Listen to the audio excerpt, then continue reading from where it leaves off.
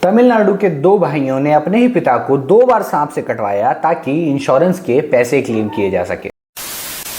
इस पूरे pre planned murder की कहानी शुरू होती है 56 साल के गणेशन की मौत से 6 महीने पहले। उनके दोनों बेटे हरिहरन और मोहनराज तय करते हैं कि अपने पिता के नाम पे हम अलग अलग स्कीम्स में इन्वेस्ट करेंगे और उसके बाद उन स्कीम्स के इंश्योरेंस का पैसा उनकी मौत के बाद क्लेम किया जाएगा।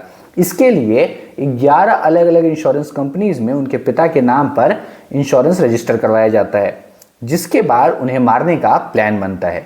तय किया जाता है कि सबसे आसान तरीका होगा स्नेक बाइट, यानी सांप के काटे जाने से मौत, क्योंकि इससे ज्यादातर लोगों का शक उन पे नहीं जाएगा और सबको लगेगा कि ये एक नेचुरल डेथ है। इसके बाद प्लान को एग्जीक्यूट करने के लिए सबसे पहले एक कोबरा सांप को दिन की रोशनी में उन्होंने अपने पिता की तरफ छोड़ा और वो सांप जा करके उनके पिता गणेशन के पाँव में आगे वाले हिस्से पर काट भी लेता है।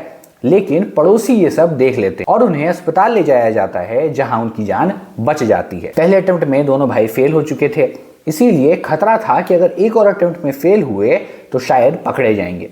इसीलिए दूसरे अटेम्प्ट में और जहरीले वाइपर स्नेक को पकड़ा गया और उसे बोरे में बंद करके उन्होंने अपने पिता के गर्दन के पास रात को 3 बार कटवाया ताकि जहर तेजी से फैले। यहां तक कि उन्हें अस्पताल ले जाने के लिए भी जानबूझ करके देरी की गई और इसके बाद 56 साल के गणेशन की मृत्यु हो जाती है और उनके नाम पर उनके दोनों बेटे 3 करोड़ रुपए का इंश्योरेंस क्लेम कर लेते हैं। सब कुछ ठीक चल रहा था, पुलिस का भी इस पर कोई शक नहीं था। लेकिन जब इंश्योरेंस कंपनीज ने अपनी इंटरनल स्क्रूटनी की और उन्होंने टाइमिंग और अमाउंट को देखा तो उन्हें कुछ शक हुआ, जिसके बाद जांच शुरू हुई और पता चला कि ये सब कुछ एक प्री प्लान्ड मर्डर था पैसे क्लेम करने के लिए। हमारे देश में जहां इस वक्त भी हजारों लोग लाइनों में खड़े होंगे, दिनों घंटों महीनों सालों से इंतजार कर रहे होंगे महज इंश्योरेंस के कुछ पैसे आ जाने का, वहीं हरिहरन और मोहनराज जैसे लोग हमारे इंश्योरेंस सिस्टम को चकमा देते हैं और करोड़ों रुपए के फ्रॉड्स कर जाते हैं।